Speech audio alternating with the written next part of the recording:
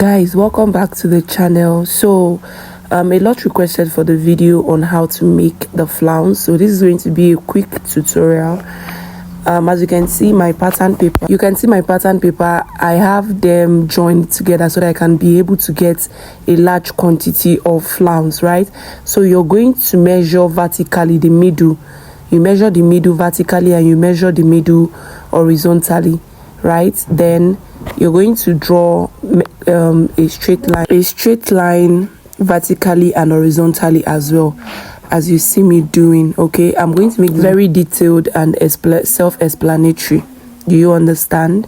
So guys, welcome back to my channel. It's Style by Cheesy. If you're just seeing me for the first time, thank you so much for stopping by. And to my return subscribers, I love you all. Please don't forget to subscribe to my channel and give it a thumbs up. Share my video to family and friends so it could get to others as well. Okay, so let's get right back into what we're doing. So after drawing, as you can see me, I'm making sure I'm drawing like a cross, like horizontally and vertically lines, just the way you see me doing. Do you understand? So the next thing we're going to do now is I'm going to measure 2 inches all round. 2 inches all round. Then you're going to reconnect that to 2 inches, right? So this 2 inches is to create a circle line first of all. Okay, so I'm going to connect the lines just the way you see me doing. Make sure I connect it, but I went ahead and connect everything. I'm not supposed to connect everything. I'm supposed to stop at one line of that one line. So I'm supposed to stop at one line of that vertical point. So I went ahead to clean it. So can you see that place I cleaned?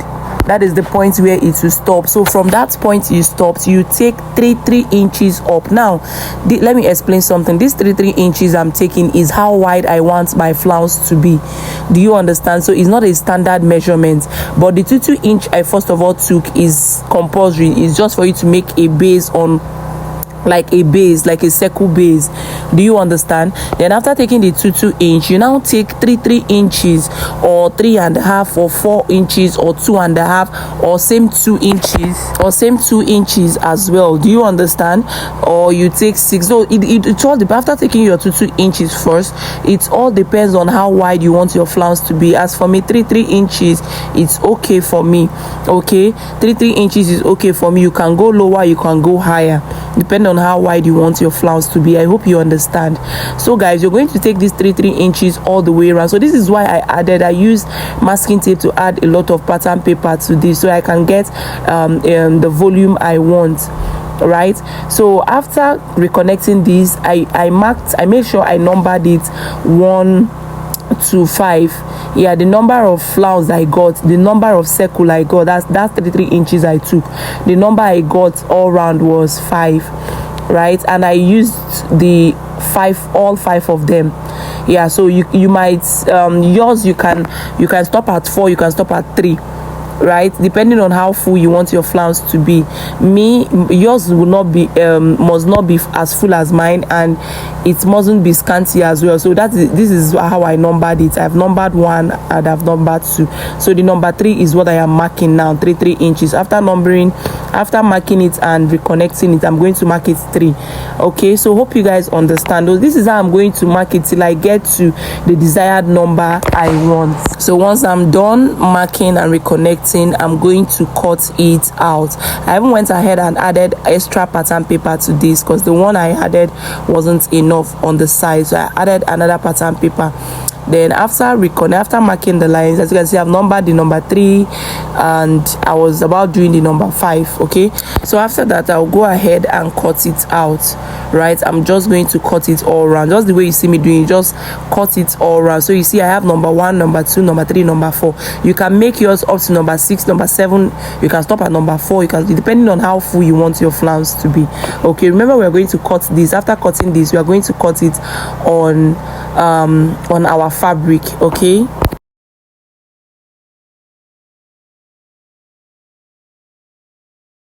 So guys, when I was done cutting, this is how it looks, right? I have my 1 2 3 4 5. So I'm going to bring them together and use my pin to pin it down, secure it down, and I'm going to cut the base. So I am done cutting this flounce. I'm going to set it aside, then bring another piece of pattern paper and cut a base for these flounce, because this flounce is going to have a base. That's a base where the flounce is going to be pleated on top. Okay, so I'll set this aside, get a pattern paper, a piece of pattern paper, right? So get a piece of pattern paper, just cut a piece, like a little a tiny piece, depending on how big you want your base to be, right? How big or how small you want your base to be. So I noticed this was too big, so I'll divide it again into 2. This was too big for me. I'll divide it again into 2, and I'll be using one of the piece. So I'll fold it into 2 like this, fold it, and I'll fold it again. Can you see? So on the closed edge, on the tip of the closed edge, I'm going to measure 3.5 inches, right? I'm going to measure 3.5 inches all round. Yeah, like you see me doing, like you're making a circle for your hair bonnet. Do you understand? So I'm going to reconnect it. So if you measure 3.5, make sure you take that 3.5 round, then you reconnect, then you cut it out. So now this base is going to have a lining piece, though I am using same fabric as the lining piece. But note that if your base is 10, you're going to have, if you want to cut on your fabric, you're going to have 20 pieces. That's one is going to be serving for the lining piece. Do you understand? So I am done. This is the base I have. The next thing we're going to do now is to cut our flounce on our actual fabric, right? So that's what we're going to do. So guys, the next thing I did was, this is my actual fabric, and I got 6 yards for this flounce alone. So that's 6 yards. I folded it. I made sure I folded it. I think I folded it into 4. You can fold yours into 5 depending. So this is how I placed my flounce on them, and I lost some of the paper, so I just reconnected circle lines all around the fabric, and I'm going to go ahead and cut this out. Hope you understand. So the pattern paper, the flounce you made on your pattern paper, you're just going to arrange it on your fabric, then you cut out, you trace out with your scissors. You cut out with your scissors. Okay, though I missed some of the papers because I have kids at home, so they misplaced it. So when after you cut yours on pattern paper, make sure you keep it very secured. Okay, so I just use my free hand to make circles all around the remaining parts of the fabric. Though I folded my fabric into 4, you can fold yours into 6, right? So after which, I'm going to remove the pattern paper and I'm going to cut all around. You can see how I'm cutting it. I'm going to cut all around. So after cutting this, I'm going to take it to the weavers, and I'm going to use my fishing net. I'll be using a fishing net to fish the tip, to whip the tip, sorry. I'll use it to whip the tip. Then the upper side, I'm going to use normal weaving for it. Okay, so guys, when you're done weaving and whipping, this is how it's going to look. If you look on this edge, you're going to see something shiny. That is the fishing line on it. Then this other side is just weaving, normal weaving. Can you see the difference between the both sides? So the base, that's the base, has the edge of it has the whipping, the fishing line, while the up has the normal weaving. Can you see? So one part is going to have a fishing line, the other part is going to have a normal weaving. Okay, so that is it. So if you go to the market, tell them, whoever that is going to weave it for you, that you want to you want a fishing line to be on one part of the flounce, then the other side is going to be weaving. They will understand. Okay, they will understand. Then for you people that know what I mean, that already know what I mean already, good for you. Okay, so the next thing I'm going to do now is to pleat.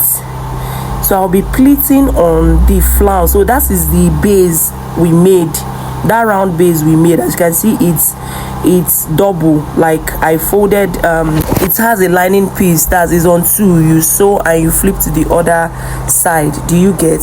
So that is the base of this flounce, where this flounce is going to sit. So can you see how I'm doing it? You're going to use your hand to pleat. You pleat and sew, you pleat and sew. Okay, so for those of you that will want to make a loose stitch on this flounce before sewing it on the base. I will not advise you do that, because you're not going to get a fine flower after doing. So what you have to do is make sure you're pleating it on top. Do not make a separate loose stitch on the flounce, then you come and attach it all the way on the base. No, just you bring the flounce you've already weaved and whipped in the market or in your house or in your shop, whatever, then you pleat it on top of the base. The way you do your normal pleating skirt, you'll be pleating it on it. So this is what you're going to do. You range, you just take your time, you range, you pleat, you range, you pleat till you get all the way to the center, right? So you get all the way to the center. Then after that, you're going to have a beautiful flounce or a beautiful flower, whichever you want to call it, right? I hope you understand, guys. So I think I am done. So this is what you're going to do all through till you get enough. Like me, the flounce I got about 15 flounce. Yes, 15 flounce, like 15 flower is what I used for this particular that previous tutorial, that dress I made. Okay, so that is it. Can you see it's already coming out? So you're going to pleat it all round the way you see me doing. You'll be pleating, you pleat so till you get to the middle of that base, right? You get to the middle of that base and you are done. This is very, very simple.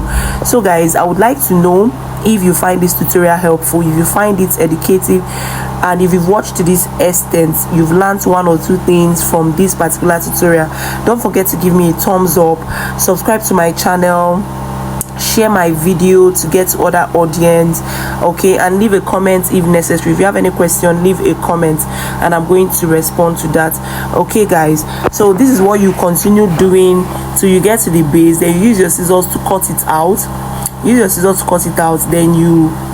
you continue with the other base till you get the number of flower you want, right? So guys, that is it. So I am done for this particular one. So now you see I have one rose. So this is what I mean by you're going to have do it the number of rows I got after making this was 15. Like I said, it was 15. So can you see how it looks? It's looking very beautiful. So that is the reason I said you have to take your time. I didn't even finish mine in one day. So this is the end. This is just the four numbers I've gotten. This is the base. Can you see it's looking very neat? So that is how you're going to get your flower or your flounce done, right? So we've come to the end of this tutorial and I hope you find this video helpful. I would like to know what you think about this particular tutorial on the comment section. All right guys, see you on my next video. Bye. And I hope I was able to explain to the level you understand. Like, I hope this video was self-explanatory. It wasn't easy. Just leave it down the comment section so I know you got what I did. Bye.